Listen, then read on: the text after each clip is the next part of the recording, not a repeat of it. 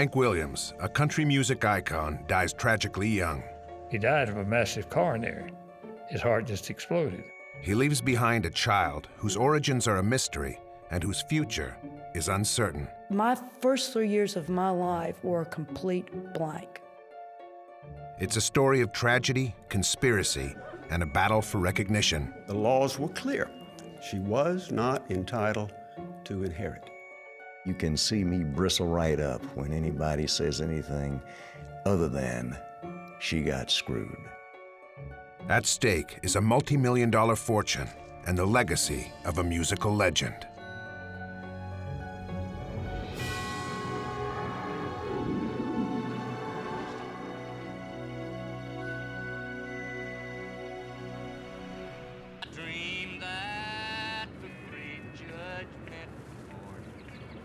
New Year's Day, 1953, West Virginia. Hank Williams, a successful and wealthy country music star, a man who would become a musical legend, dies of heart failure in the back seat of his Cadillac. He's just 29 years old. Just 5 days later, a blonde, blue-eyed baby girl is born in the city of Montgomery, Alabama. Kathy, as she comes to be called, is given up for adoption. The first few years of her life are a mystery, but finally, at the age of 3, she is sent to live with the Dupre family in the Gulf Coast town of Mobile, Alabama. I remember actually the day that we drove up in the car in Mobile and I was going to my new home. I actually have that memory, and I just thought that this was my new home, this was my new family. Louise and Wayne Dupre have extremely high expectations for their new adopted daughter. My adopted mother was a cross between Ava Gardner and Elizabeth Taylor, and she was all woman. I think what she wanted from me was a little girl that she could dress up. You know, we could go to church and go to town and be this little child that stepped out of a magazine. And I was everything but. As far as putting on a frilly dress or whatever, I mean, I would much rather be in the blue jeans and the tennis shoes than I would be, with bows in my hair. As Kathy grows older, Louise becomes increasingly distant. She was not a person to give you any kind of physical love, as in a hug or a kiss or, Louise gave little or no praise. To me, she made it that you're just average. You're not anything special. Despite Louise's indifference, Kathy finds her own passions in life. In particular, music. I heard someone play the guitar and sing, and it absolutely stopped me in my tracks. I asked Louise, I told her I wanted to learn to play the guitar. I remember that incident because it was like she just stopped dead and turned around and looked at me, and she asked me why, and I said, because I heard someone and I just love it. Friends of the family take pity on Kathy. Anita Toole tries to provide some missing motherly love. She got so close that anytime we went on a vacation, she went with us. And Louise was always willing and glad, really, to sort of get her out of her hair, as she put it. I love Kathy like my own child. I call her my other daughter, and that's what she calls herself to me, my other daughter. I just feel so bad that her childhood was without love. The family's emotional problems are complicated by drugs, alcohol, and depression. Alcohol was a problem for both of my adopted parents, but my adopted mother had not only alcoholic problems, she had prescription drug problems, and she had mental problems. One time she got so depressed that she took an overdose of pills, and it was on purpose. She did take all the pills that she could possibly swallow, and of course it scared them. They thought she had fainted or hit herself or fallen, and right away they called me. I politely mixed up a glass of Tide detergent water, and I poured it down and made her drink it until she spit up. But I don't think she ever got over the depression. A dysfunctional family life makes Kathy increasingly curious about the circumstances of her adoption. There were no pictures of me before the age of 3, and in fact, when you open the family Dupree photo album, there I am, 3 years old, sitting there with this deer in the headlight look on my face, and it says first night at home. I never even saw myself as an infant. My first 3 years of my life were a complete blank. I didn't know, I had no idea what I looked like, who I was, or where I came from. The Duprees had no answers for any question that I asked them. And if they did, they never gave it to me. Despite her parents' silence on the subject, Kathy keeps searching for the smallest clues. I do remember one incident. For some reason, I was digging around in a piece of furniture, and there was a little picture frame, and there was this person that I didn't recognize. And I asked Louise about it, and she got pretty upset with me, and she scolded me heavily and used a few choice words to tell me that I shouldn't be looking in places that I shouldn't be looking, and that it was really none of my business. Kathy, believing the mystery will never be solved, escapes the Dupree household and heads off to college. When I left at 18, I do believe that things changed completely in Mobile. I mean, I felt now as I look back that they had done their duty.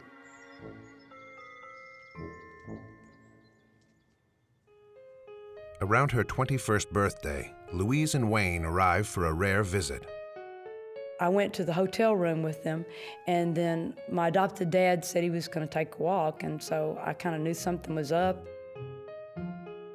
We had this conversation, and it was at that time that she mentioned the name Hank Williams to me and said that he might be my father. That was the first time that I had heard the name Hank Williams in any type of relationship that had to do with me. Hank Williams had been a country music star and one of Alabama's favorite sons. The suggestion that he might be Kathy's father is shocking. I don't think at first everything, it didn't I heard what was being said. And then the name and everything, but it was like taking you're in a warm shower and all of a sudden the water just goes blasted cold on you. Why? Because all of a sudden there's a name thrown out. But in that same conversation, in that same instance, I was also told too that there wasn't any proof and that everything had been decided and that there was nothing that I could do. For Anita, the revelation makes perfect sense. Everything fell into place with me, her singing, her guitar playing, her character, and her appearance.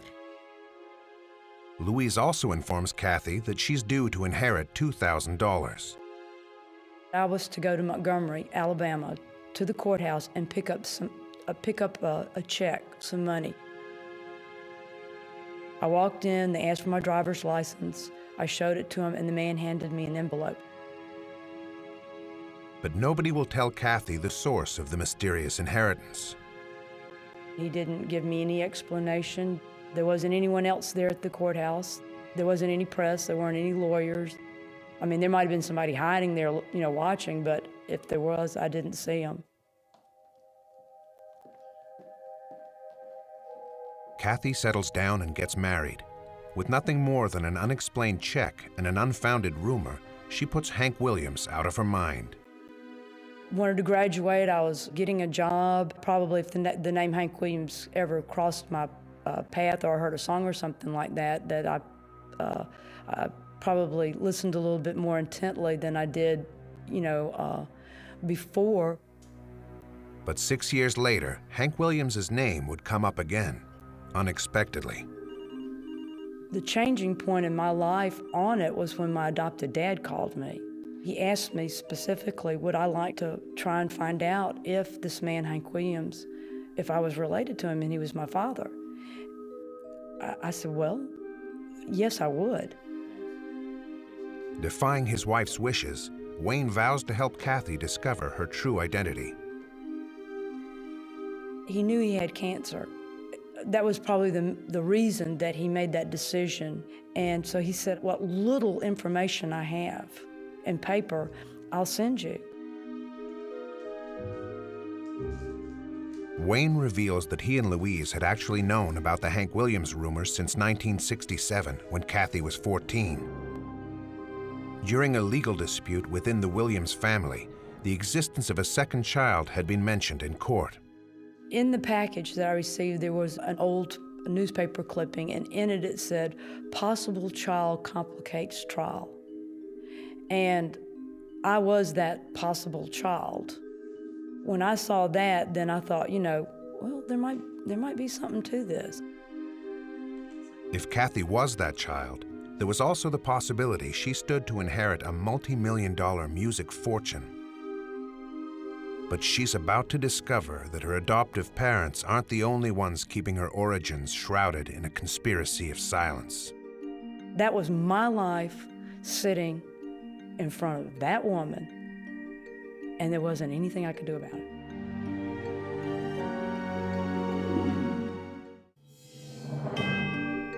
At 27, Kathy Dupre's adoptive father, Wayne, finally agrees to help her prove that she may be the daughter of iconic country superstar Hank Williams, who died 5 days before she was born. Before the age of 3, her life is a blank, but papers Wayne gives her contain some intriguing clues.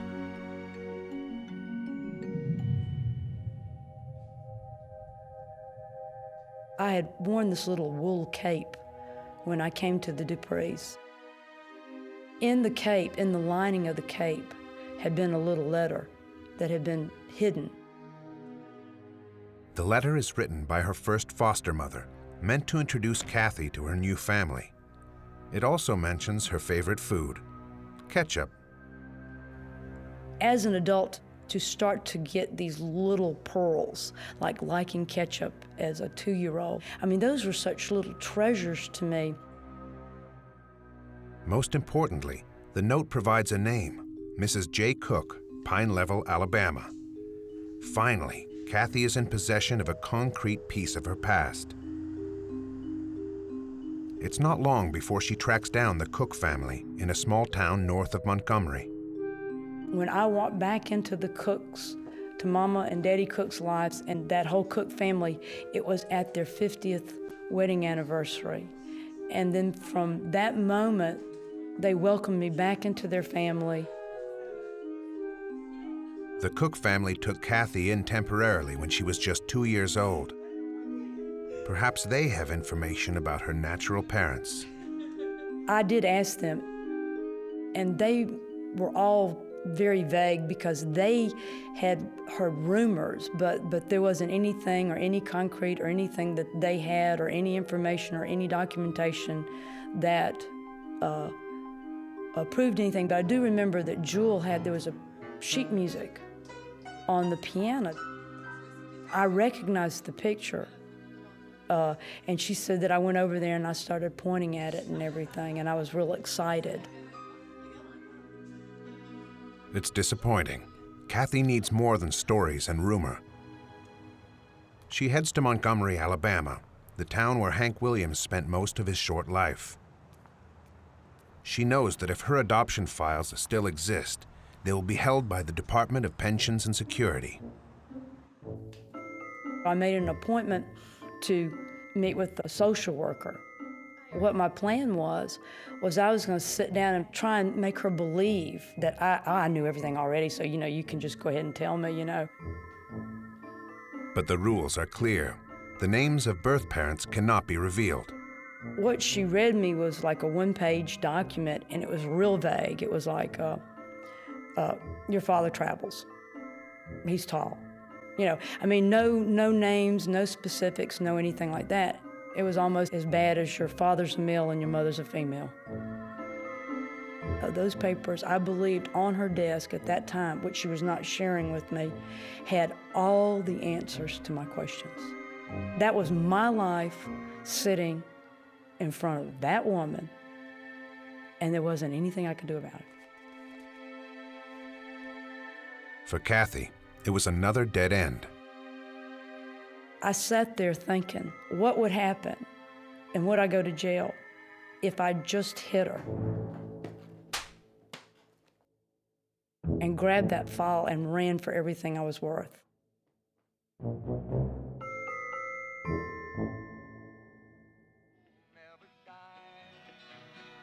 Realizing she needs to find the answers elsewhere, Kathy digs deeper into the life of the man she believes to be her father. To Canaan's land, I'm on my way where the soul never dies. Hank Williams died young, leaving an indelible impression of a shining musical talent and a loving family man. I went to a movie that was called Your Cheating Heart, and it said, this is the true story of Hank Williams. In that movie, it portrayed that he was married to Audrey and they had one son, and I believed that. In fact, Hank's personal life was a mess. His marriage to Audrey had fallen apart, and in May 1952, they divorced, just weeks after Kathy was conceived. Hank was drinking heavily and had become dependent on prescription painkillers, taken to relieve chronic back pain. In October of that year, Hank married a second time to a glamorous 19-year-old Louisiana girl, Billie Jean Jones. Unbeknownst to him, he was just weeks away from death.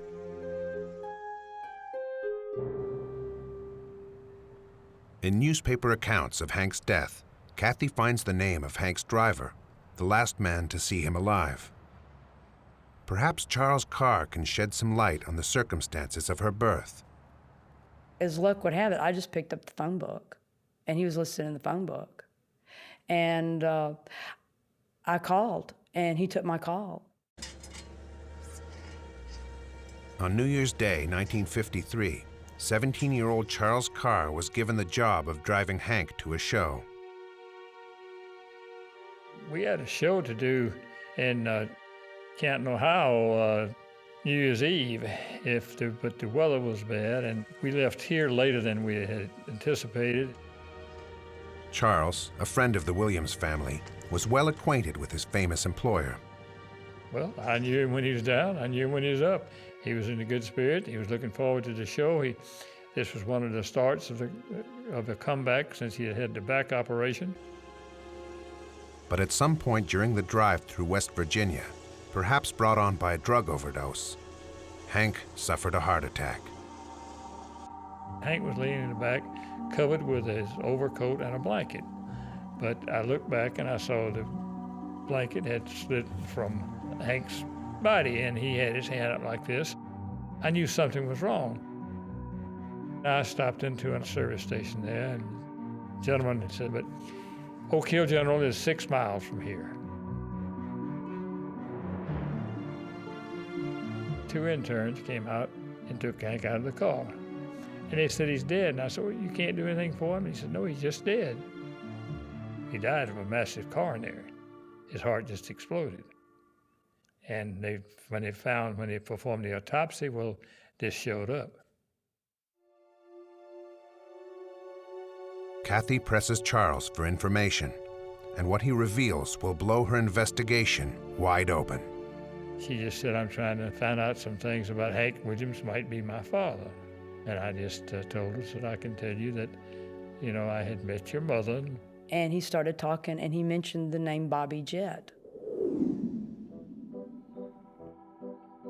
Carr is convinced that Kathy's mother was neither one of Hank's wives, but a third woman, Bobby Jett, a 30-year-old dancer from Nashville. Hank did not attempt to hide the relationship. Hank introduced me to her the first time, and her coming on the porch while we were there, and it wasn't not any big thing there one way or the other. So I started trying to call every Jett and trying to run that angle down, because I believed that if I could find my natural mother, she would be able to tell me what happened. Finally, After calling almost every jet in Nashville, Tennessee, she finds a man who turns out to be Bobby Jett's uncle.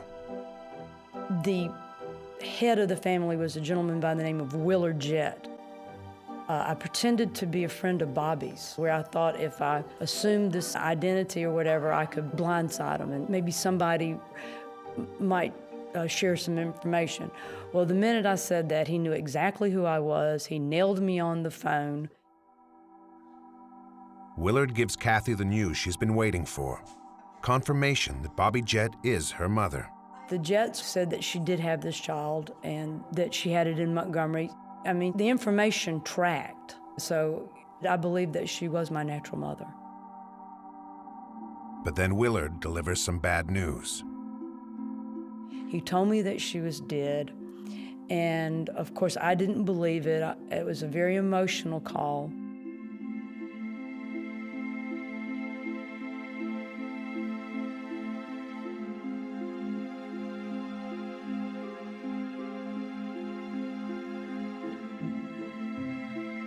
I was invited to come to Nashville and meet some of the Jetts and learn about her and her family. After giving birth to Kathy, Bobby Jett had later married and had several more children. But she died young, at the age of 51. When I found out that she was dead, I was mad. Okay, I was so mad because I had counted so much on if I found her that I could have her give me answers to the questions. I asked, did they have any information? And of course, they had no information or no proof that Hank Williams was the father. But at least I had the mother. It's a grave disappointment, but Charles Carr has another suggestion for Kathy. If I wanted to know more information, there was this cousin. He told me her name was Marie. He couldn't remember her last name, and that she had a birth defect on her face. But Charles has not seen Hank's cousin Marie in years. He has no address or any other details. Tracking her down seems impossible until chance intervenes in a remarkable way. As luck would have it, she gave an interview, and I opened the newspaper, and there's a picture of Marie, and it had to be this person that Charles was talking about. This extraordinary coincidence leads to Marie's full name, which leads Kathy to an address in Montgomery. I was trying to come on as strong as possible. You know, if she knew who I was, I figured I'd get a door slammed in my face. So I figured if I told her that I was a reporter, she would be receptive. But the subterfuge is a waste of time. Marie recognizes her instantly. When she let me in, she said, let me see your arm. I held out my left arm, and she goes, no, the other arm. I have a scar, a distinctive scar on my right arm. I never knew how I received it. And when she saw the scar, she said, oh my God, my baby's come home. The first 2 years of Kathy's life are finally revealed. Marie lived with Hank Williams' mother, Lillian, in Montgomery. She and Lillian looked after Kathy for the first 2 years of her life. Kathy is now convinced that Lillian is her grandmother. I was that Kathy that had lived at the boarding house that she had taken care of. Marie also describes how Kathy fell and cut her arm on shards of broken glass. Marie told me how I received the scar. She also told me that my grandmother took me to the hospital in a cab, and I held on to her for my life. Sadly, Hank's mother Lillian had a serious heart condition. She died of heart failure when Kathy was just 2 years old, and the infant was duly handed over to the state of Alabama. My life changed with the stroke of a pen. Some judge signed an order. Some social worker made a placement, signed a document. You know, I just became part of the system. But if Kathy believes that Marie can confirm the identity of her natural parents, she is soon disappointed. Marie was not going to give me any information whatsoever. She was very closed-mouthed, and she had a phrase that she used, I wasn't at the heaven and I wasn't at the getting, so I wouldn't know. At no time did she ever tell me that, yes, Hank Williams was my father. She never admitted that at any time. Perhaps out of loyalty to the Williams family, Marie also refuses to talk about Bobby Jett, Kathy's mother. The only memento Kathy has is a photograph sent by Bobby's uncle. It took me a little time to have the courage to actually open that envelope and pull that picture out to see what my mother looked like. Frustrated at every turn, Kathy will have to search for answers elsewhere. A search that takes her directly into the tortured past of Hank Williams' tragic life and reveals a crucial clue to her true identity.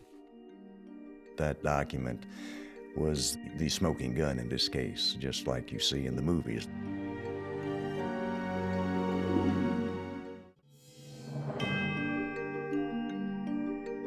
Kathy Dupre believes she is the illegitimate daughter of country star Hank Williams. But neither Hank nor her natural mother, Bobby Jett, are alive to tell the story. And 4 years later, she's hit a brick wall. I was open to anything. At that point, I had pretty much resigned myself. I was not going to ever get any answers. She needs help, and it comes in the form of an investigative attorney from Washington, D.C., Keith Atkinson. In walks this perky young girl in a dress and high heels, shows up in a little Spitfire, and I was instantly taken with her sincerity. A good lawyer that takes a case may well spend months finding out whether his client's telling the truth or not, and that was not her case. But Keith is not optimistic about reopening the Hank Williams estate. I, like everyone else, thought that Hank Williams had been dead for some decades, and the estate had been distributed in accordance with general probate law, and never thought beyond that. It wasn't until I got into it that caused me to realize that we had engaged in a rather serious undertaking that then became a labor of love. He begins by searching for clues amongst the papers from Kathy's adoptive father. The one that caught my immediate attention was from the Montgomery Advertiser, a copyright trial complicated by possible existence of another child or some such thing. Well, that caused me to go through the mental process saying, well, if there's a trial, there's paper, you know, there's something you get your teeth in. Next, he starts digging into the files in the archives of the Montgomery courthouse.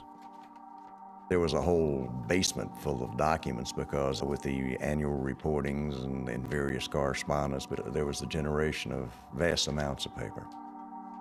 And it's not long before he uncovers information about the 1960s copyright trial, which Kathy had learned about from her adoptive parents. In 1967, when Kathy was just 14, the Williams family was embroiled in a legal dispute over the copyright of Hank's music. Hank Williams' catalog is among the most valuable catalogs today, and it involves millions of dollars. So this was not pocket change. 18-year-old Hank Jr. inherited his father's copyrights, which were periodically renewed with the record company. His mother, Audrey, Hank's ex-wife, believed the renewal of the rights had been sold off too cheaply. It should have been a lot more money. And she brought in experts to say, oh, it should have been 3 times that, because the catalog and its value. Audrey sued Hank's sister, Irene, who had made the deal with the record company. To defend the lawsuit, Irene's lawyers mentioned the possible existence of another heir to the Hank Williams estate. Greed outweighed wisdom and judgment, and that's when they decided, but the reason that we paid so little is because there's another child. And Junior doesn't own 100% of the renewal rights. They were saying there's a cloud on the title, and that's why we're not paying full value for it. The tactic misfired. The possibility of an illegitimate child was briefly reported in a newspaper article. And 150 miles away in Mobile, Alabama, the Dupreys hear rumors that their adoptive daughter may be the child in question. And the article also mentions some kind of paternity contract signed by Hank himself. That document was the smoking gun in this case. Just like you see in the movies, there was a particular document around which a web was spun. The document had been ordered sealed by the court. Keith somehow finds a way to get a copy. Had some very strong friends in Alabama, in the legal profession and elsewhere. It's really not relevant where I got it. The judge was only interested in not where I got it, but whether it was authentic. This was the news that Kathy had been waiting for 10 years. He called me and he said, would you like to know once and for all that you are the daughter of Hank Williams and that you were wanted? And he read from that contract to me. And it said, the father, Hank Williams, will take the child. And of course, you know, I mean, I was absolutely blown away. This agreement, signed by Hank and Bobby Jett, outlines the plan for Kathy's upbringing. Hank's mother, Lillian, was to take custody of the child for the first 2 years, with Hank paying all medical expenses. After 2 years, custody of Kathy would be shared between Hank and Bobby Jett. But Hank did not live to see that come to fruition. Never did I ever think that I would have a contract that my father entered into with my mother that said, I am the father and I want you. Other than his coming back from heaven to stand in front of me and tell me this personally, there was a document in existence in which he said, not only am I the father, I want my baby. It was prepared by a lawyer. It was notarized. It was signed. It wasn't some little scribbled note somewhere. In it, Hank Williams is referred to as the father 3 times. To me, it was unbelievable because I had a mother and a father that sat down and put the unborn child's concerns first and not theirs. And so, in my heart, I believe that both of them truly, truly loved their unborn child. This document will be the first crack in the wall of silence surrounding Kathy's origins and the key to a multi-million-dollar legal challenge. But in order to prove their case, they'll have to take some unorthodox measures. The lady said to me, now y'all aren't taping this, are you? And She was scared to death. She'd never get died. What have I gotten involved in? What are we doing?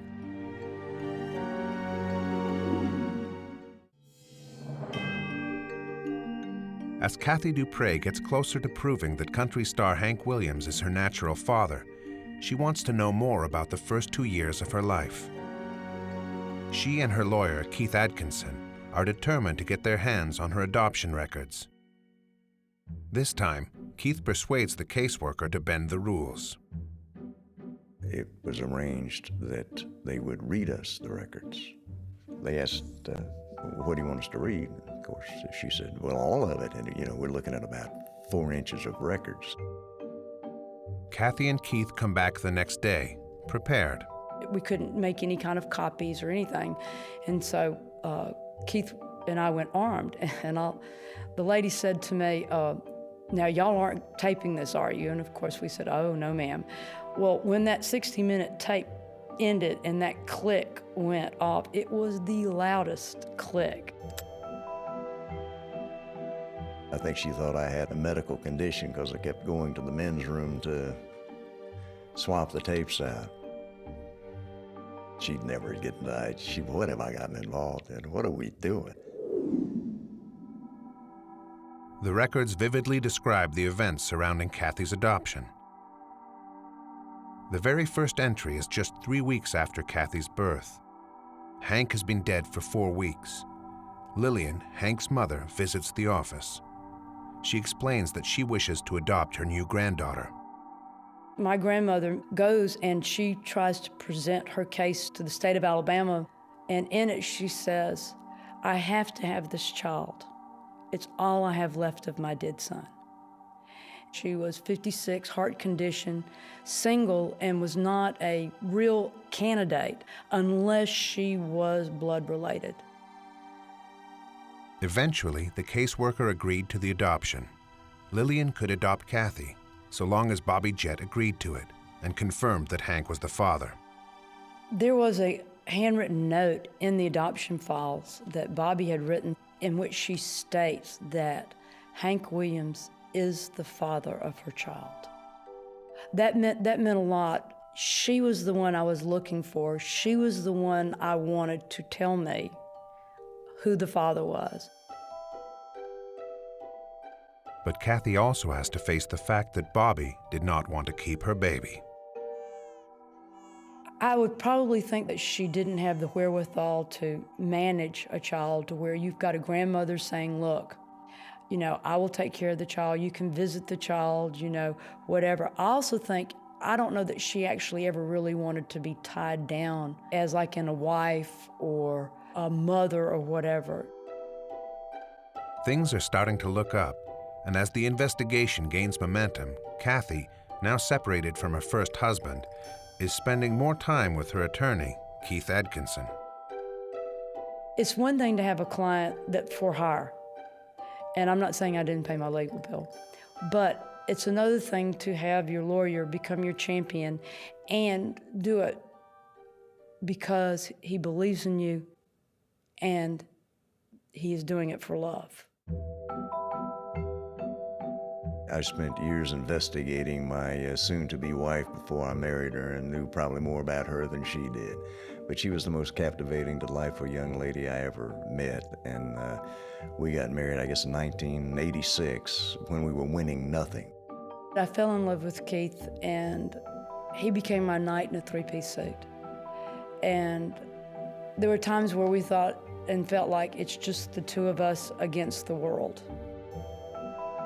In honor of her father and her mother, Bobby Jett, Kathy changes her name to Jett Williams.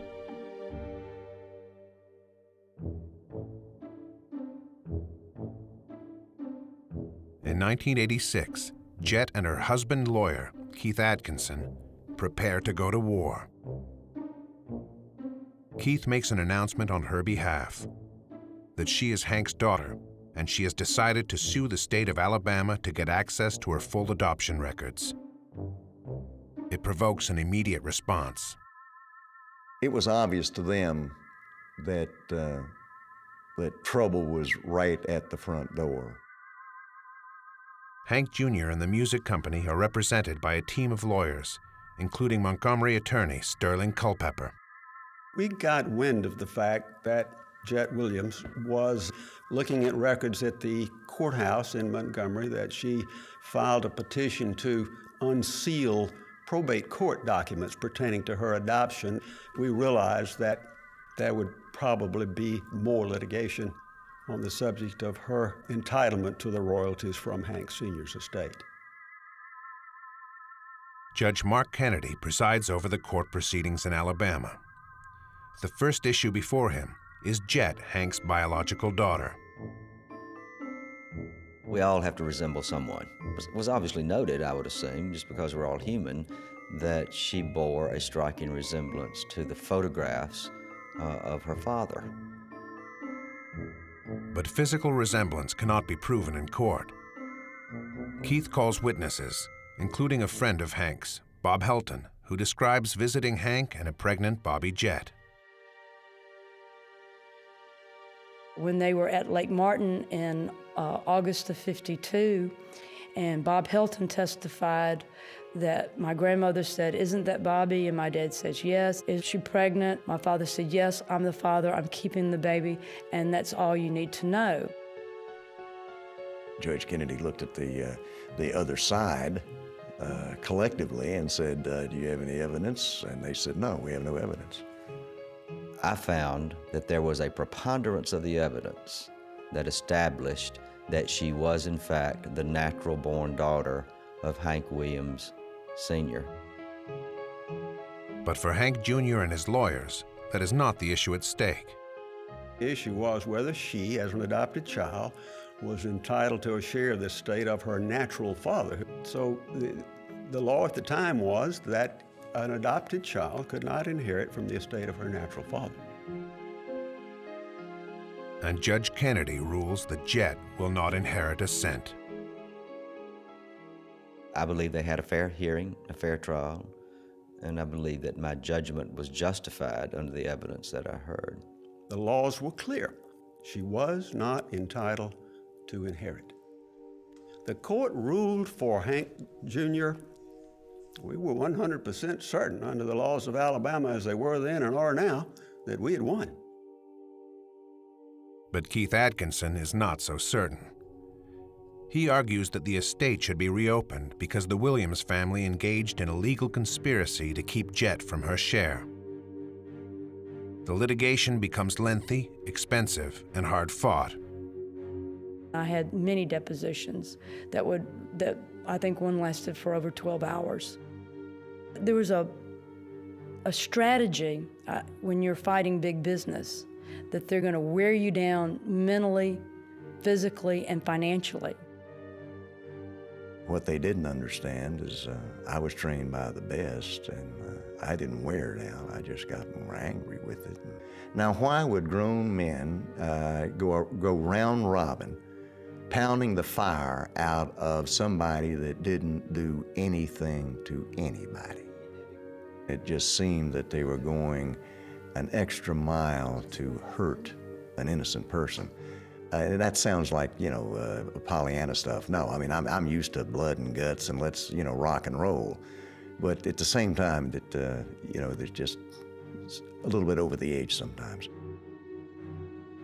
As the case snowballs, everyone involved in Jett's life so far is called to give evidence, including her adoptive mother, Louise, who is now 65 years old and terminally ill.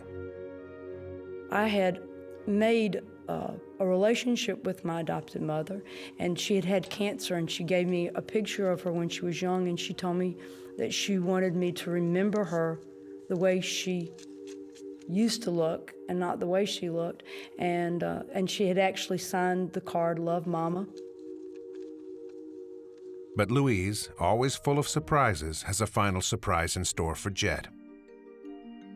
She is disinherited from her adoptive family.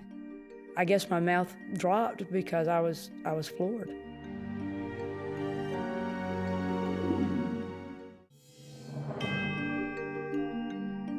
Kathy Dupre, now Jett Williams, is fighting to be recognized as an heir to the valuable Hank Williams estate. She reconciles with her adoptive mother, Louise, who testifies on her behalf. But when Louise dies of cancer several months later, Jett discovers that she has been written out of the Dupre will. I guess my mouth dropped because I was floored. I had always believed and had always been told by the Dupres that I would inherit. And so to be totally disinherited, and that also includes, mementos, pictures, and things like that, it was everything. Jett believes that medication and mental illness made Louise increasingly vulnerable to outside influence. I believe that my aunt and her son manipulated my adopted mother and had her change her will. And in fact, the last will she signed was she couldn't get out of the car to make it into the attorney's office. I believe that they manipulated her, had her sign those wills, and completely disinherit me 100%. I call it the Hank Williams thing, hung like a cloud over my relationship with my adoptive parents throughout my life. The biggest betrayal, I think, was that my adoptive father and I did it together without her. That he contacted me and said, let's, not tell her. Faced with being disinherited on all sides, Jet's husband and lawyer, Keith Atkinson, is trying to reopen the Hank Williams estate by proving that Jet has been systematically and dishonestly excluded. When Lillian died, Jet was a potential heir to Hank's valuable musical legacy, and therefore she was a threat, especially to Audrey, Hank's first wife, and her son, Hank Jr. He had two basic fundamental problems. One, she wanted to be the bereaved widow, and she had a problem because Hank had married somebody else, not Jet's mother. She'd married this Billie Jean gal from Shreveport. And then Audrey wanted Hank Jr. to be the heir to the throne. Well, that was complicated by the fact there's this little blonde-haired, blue-eyed girl living in the boarding house, and Miss Lillian ain't budging. Hank's sister, Irene, had promised to take care of the baby if anything happened to Lillian, Hank and Irene's mother. If anything was to happen to her mother, that I would be taken care of. Well, she was put to the test because her mother did die, and she did not stand by what she told the state. In fact, she called them and said, I want to get rid of this child, and not only do I want to get rid of her, I want her placed somewhere and everything, record, everything known about her be completely buried. You see Irene in these adoption records talking about it'd be better for the child if we get it away. Well, yeah, sure, better for them. Keep the money. To this day, you can see me bristle right up when anybody says anything other than she got screwed, and we're sorry we did it, The day Jet is born, and 5 days after Hank's untimely death, the family lawyer draws up a list of Hank's potential heirs. Jet is excluded. 2 years later, the family gives her up for adoption, leaving her just $2,000 set aside from Lillian's will. The $2,000 was an amount that was called a homestead set aside for her. That would be the amount that they determined it would take to raise her from age 2 to age 18, if you can imagine that. Was it a conspiracy? Oh yes, it was a conspiracy. Two people gathering together with a common goal that is illegal in nature, immoral from a whole host of perspectives. That's a conspiracy.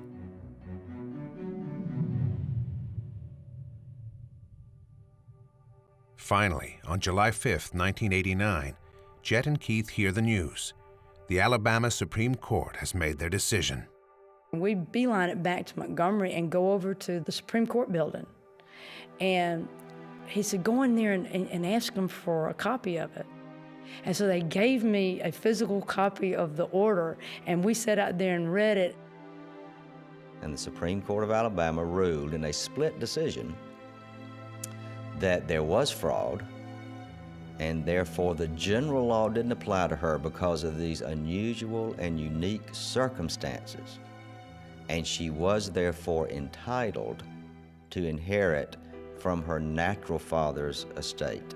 How could it be that Judge Maddox ruled what he did? I don't know. I have never seen that before or since. The Supreme Court did not have authority to do what it did, in my judgment. They didn't have jurisdiction. They acted contrary to the rules of law and procedure by doing this. The courts made the ruling and set the record straight. And I do believe that my father said, that document that I signed, that baby that I wanted, finally, the record set straight and my wishes were carried out.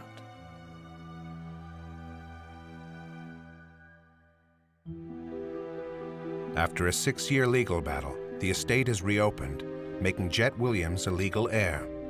She now shares in the proceeds from Hank's copyright royalties, worth millions of dollars. Jet and Keith Atkinson are happily married. Having followed in her father's footsteps, Jet has now become a country music singer. She is reconciled with her half-brother, Hank Jr. Together, they act as custodians of the Hank Williams estate. I think she's come a full circle. I think she's a happy person now. She has the happiness that she didn't have as a child, and she has the love that she didn't have as a child, and she has her true friends that she's had from childhood. When it comes down to the bottom line, is I know who I am, I know that I was wanted, and I found the man that I loved. And so I have the answers to my questions. Most of them I wanted to hear.